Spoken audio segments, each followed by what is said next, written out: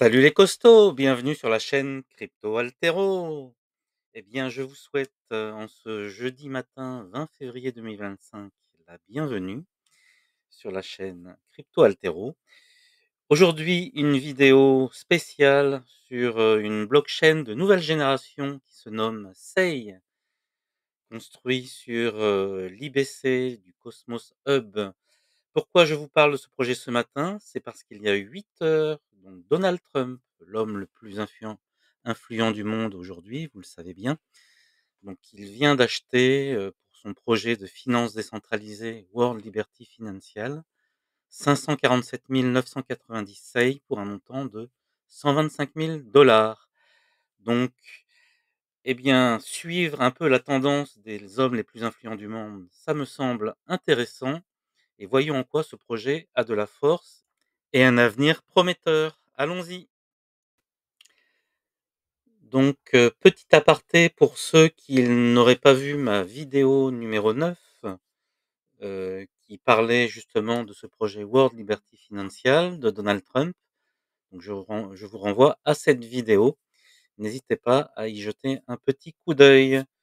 Donc comme je vous le disais en introduction, ce qu'on peut voir, c'est que, voici l'entrée donc de l'achat de ces jetons par le projet de Donald Trump. Donc vous voyez, ça s'est passé il y a 8 heures et donc regardons en quoi cette blockchain est intéressante. Donc SEI, allons sur le site CryptoRank. Déjà ce qui est intéressant de voir, c'est que le projet a libéré 56,5 de ses jetons. Donc la pression baissière existe, mais est relativement contrôlée. Donc ils ont libéré un peu plus de la moitié de leurs jetons. Donc si vous voulez des détails sur leur libération, vous voyez que j'adore ce site. Ça montre vraiment la proportion où se situent les jetons et qu'est-ce qui reste à libérer dans le temps, à partir d'une timeline vraiment très visuelle. Donc j'adore ce site-là. Donc le vesting, toujours important de regarder, hein, pour un projet qu'on ne connaît pas. Ensuite, allons sur le cours sur CoinGecko. Et ben, si on zoome sur une échelle maximum, ce qu'on peut voir, c'est qu'on est quand même relativement bas. Donc grosso modo autour des 20 centimes au niveau du prix, alors qu'il est monté à plus de 1 $. Donc on a divisé par 5, ce qui est plutôt intéressant comme point d'entrée comme ça en première vue. Qu'est-ce qu'on peut dire donc sur la tokenomique? On vient d'en parler. Donc ils ont libéré, à peu près la moitié des jetons. Donc c'est construit sur, Osmosis, donc c'est, construit sur l'IBC de Atom Cosmos. Donc comme on le sait, c'est une blockchain d'interopérabilité qui libère un petit peu les possibilités et donc et surtout donc qui est beaucoup plus efficiente, on va le voir, par rapport à des blockchains natives comme, Ethereum. Donc je pense que sur ce projet-là, déjà, c'est une bonne base d'avoir choisi cette architecture. Quoi d'autre? Et ben, on voit que c'est une plateforme de contrats intelligents, mais pas que, puisqu'elle a 11 autres catégories. Donc regardons ça plus en détail.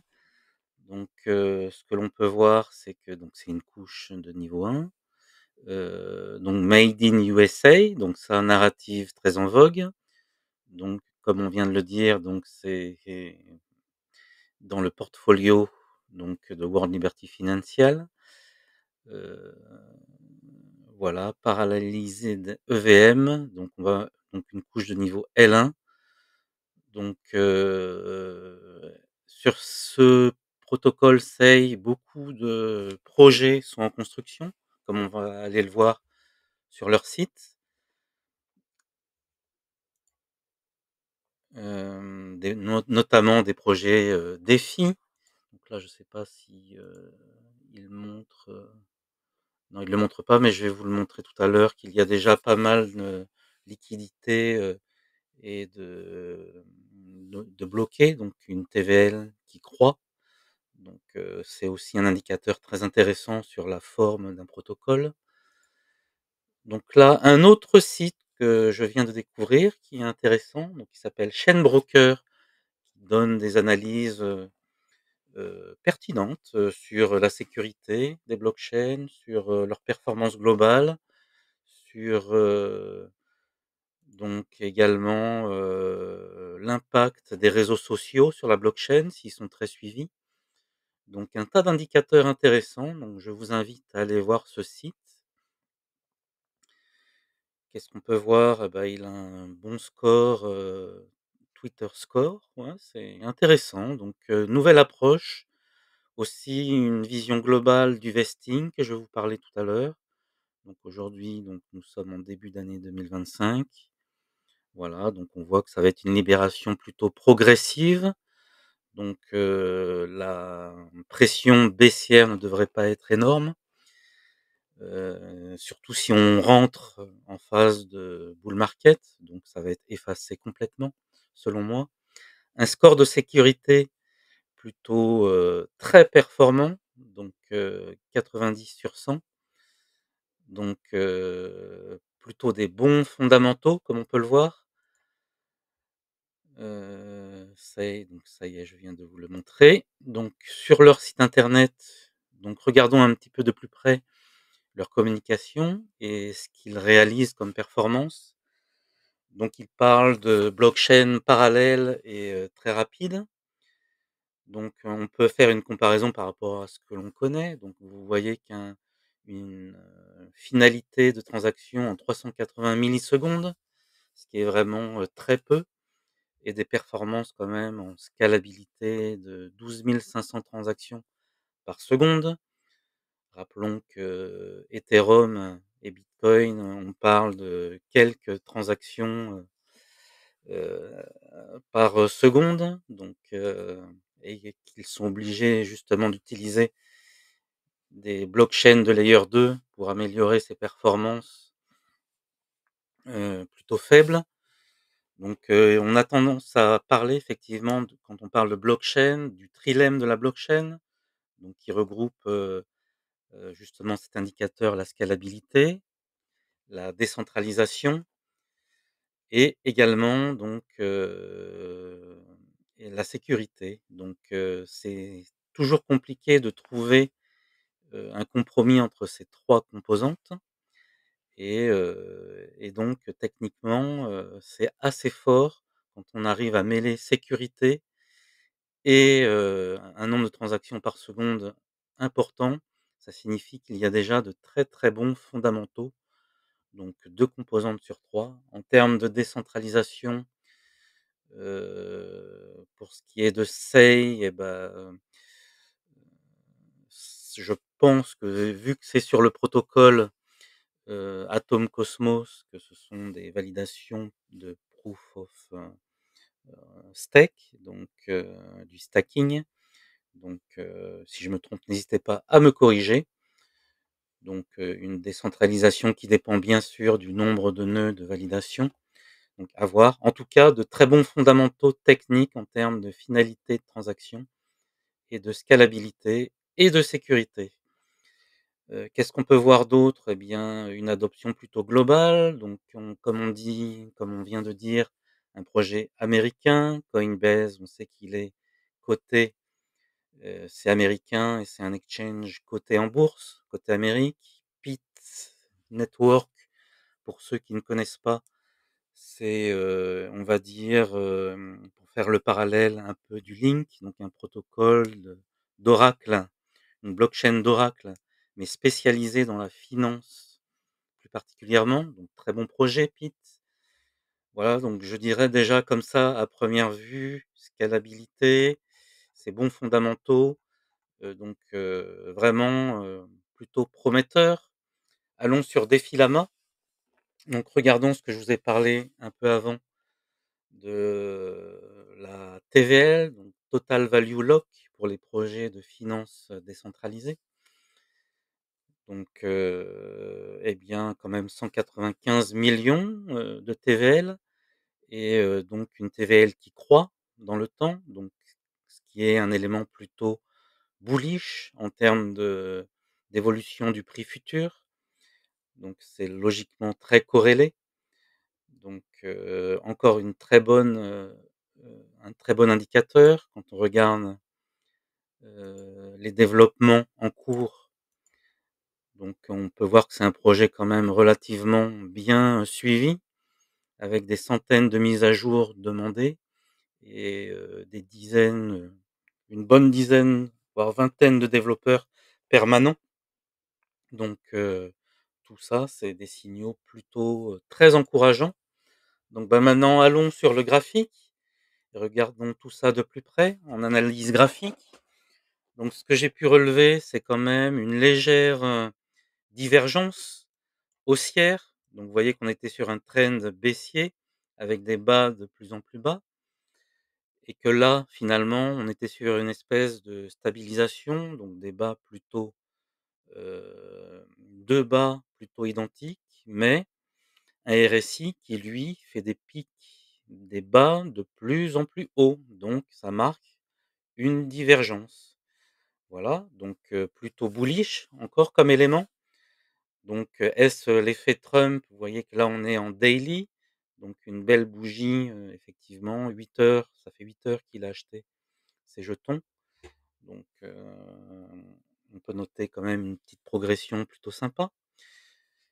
Est-ce que c'est pas le début du retournement de ce jeton? Regardons donc d'un côté plutôt, macro, enfin sur une échelle de temps d'une semaine, pour avoir une vision plus large du jeton depuis sa sortie. Donc l'ASEI, je l'ai pris sur le réseau Binance. Donc déjà comme première approche, ce que l'on peut voir, comme on l'avait vu sur CoinGecko, c'est qu'on est sur un point plutôt bas, hein. On pourrait dessiner, une zone d'intérêt, voilà, qui se trouverait, dans cette zone-là. Donc une résistance qui dans le temps s'est transformée en support. Là, on est pile poil, dans cette zone rouge, donc sur laquelle on est revenu s'appuyer une fois, 2 fois, on l'a légèrement traversé pour revenir aujourd'hui sur ce point, de ancienne résistance qui devient support. Donc plutôt bullish comme ça en vue, macro. Regardons les niveaux de Fibonacci. Donc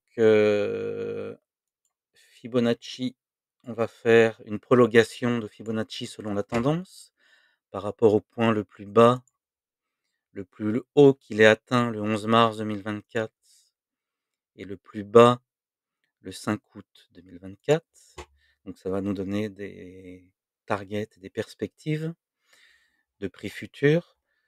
Voilà, qu'est-ce qu'on peut dessiner d'autre? Donc un retracement de Fibonacci, bah, le retracement, il est plutôt clair. On a sur ce dernier mouvement tout retracé, donc plutôt, bullish. Si on prend le mouvement global pour le retracement par rapport aux données que l'on a sur Binance, donc si on prend le point le plus bas et le point le plus haut, hop, de ce mouvement, on va le décaler ici. Donc on se trouve dans la zone inférieure au 0,786. Donc comme je vous le disais tout à l'heure, comme le prix a été divisé quasiment par 5, donc ça illustre bien ça. Là, par rapport au plus haut, on est, si on mesure,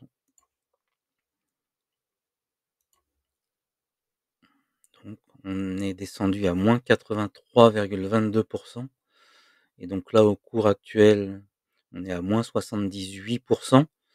Donc plutôt intéressant comme point d'entrée.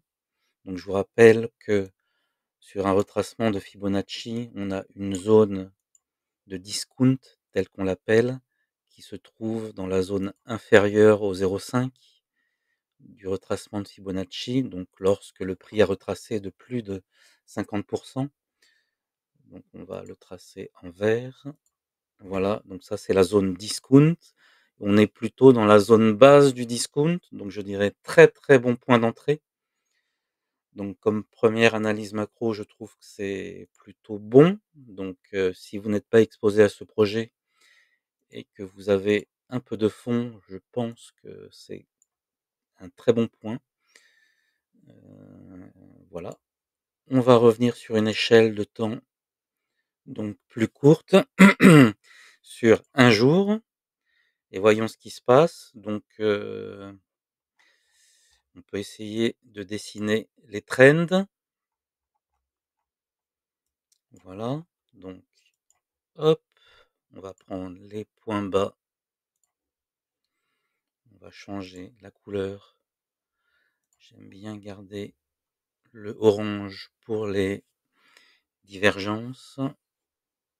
Et donc on va prendre là, ouais, du 2, ça me semble pas mal. Donc des plus bas de plus en plus bas, des plus hauts de plus en plus bas. Donc notre canal baissier ici, on voit qu'on sort de ces ranges, donc au niveau en plus du point d'intérêt que l'on avait marqué long terme. Donc ce qui est plutôt intéressant et comme quand on regarde un petit peu ce pattern, c'est souvent, un signe bullish, donc un bull flag. Donc ce qui va être intéressant de surveiller, je pense, c'est de voir dans les jours prochains, donc ce niveau-là. Donc si on va rejoindre ce niveau-là, hop, et qu'on casse ce plus haut, donc ça pourrait être, le début, d'un renversement de tendance et donc un bon signal bullish pour ceux qui sont qui seraient prudents et qui voudraient attendre une confirmation, dans le temps, puisqu'on est quand même, depuis un bon nombre de jours quand même sur une tendance baissière. On voit quand même malgré tout que le RSI en daily est arrivé relativement bas. Si on se repositionne en weekly, on a encore la possibilité de descendre. On voit qu'on avait fait un plus bas sur le RSI dans les 33. Donc pourquoi pas aller chercher encore légèrement plus bas, ce qui signifierait quand même une descente, encore probable, je dirais, dans ces niveaux-là. Donc là, c'est à vous de voir. Malheureusement, je n'ai pas de boule de cristal et donc ça peut se produire. Mais quoi qu'il en soit, un premier point de rechargement ici me semble opportun, vu l'actualité et donc l'implication de Donald Trump dans cette blockchain qui, comme on l'a vu, a des fondamentaux plutôt solides. Donc là, ça ferait retracer de combien si on mesure? Ça ferait retracer quand même de 40 si on atteignait ce niveau. Bon, donc si vous voulez jouer la prudence, bah, allez-y par palier, voilà. Donc et bah, je trouve que c'est plutôt, intéressant.